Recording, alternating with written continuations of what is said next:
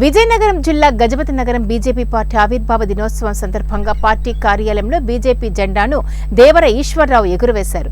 దేశం మొత్తం భారతీయులు, హిందువులు అందరూ ఆవిర్భావ దినోత్సవం ఎంతో ఆనందంతో జరుపుకున్నారు. బీజేపీ పార్టీ సూచనలతో ముందుకు వెళ్లి మోదీని ప్రధానమంత్రిని చేయాలనే ఉద్దేశంతో ఉన్నానని దేవర ఈశ్వరరావు అన్నారు. కార్యక్రమంలో పార్టీ మండల అధ్యక్షుడు ఏడుకొండలు, మండపాక భారతి, తవుడు పొగిరి, గౌరీ తదితరులు కార్యకర్తలు పాల్గొన్నారు.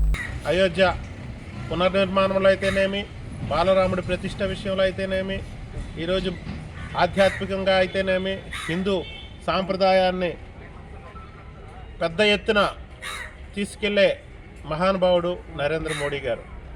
కులము, మతము అనే భేదం లేకుండా అందరినీ ఏకం చేసి ప్రజలందరికీ సుపరిపాలన ఇవ్వాలనే ఉద్దేశంతో ప్రధానమంత్రి నరేంద్ర మోడీ గారు చాలా దీక్షతో ఈరోజు కార్యక్రమాన్ని దేశంలో చేస్తున్నారు. ఆయన చేస్తున్నటువంటి ప్రతి కార్యక్రమానికి మనమందరము సన్నద్ధమై, బద్దులమై మనం కార్యక్రమాలు జరుపుకోవాలి. ఈ దేశ ప్రజల సురక్షితాన్ని, అందరి ప్రజల, పేద ప్రజలకి, అట్టడుగు వర్గాల వారికి మంచి పథకాలు ఇచ్చే విధంగా భారతీయ జనతా పార్టీ ఏ విధమైనటువంటి రాజకీయ లబ్ధి పొందకుండా, ఏ విధమైనటువంటి తాయిలాలు కానీ, ఏ విధమైన లంచాలు కానీ, ఏ విధమైన బిర్యానీ, మద్యం కానీ ఇచ్చి ప్రజల దగ్గరికి వెళ్ళి ఓట్లు వేసుకోవాలని తాపత్రయం పడినటువంటి ఏకైక పార్టీ భారతీయ జనతా పార్టీ.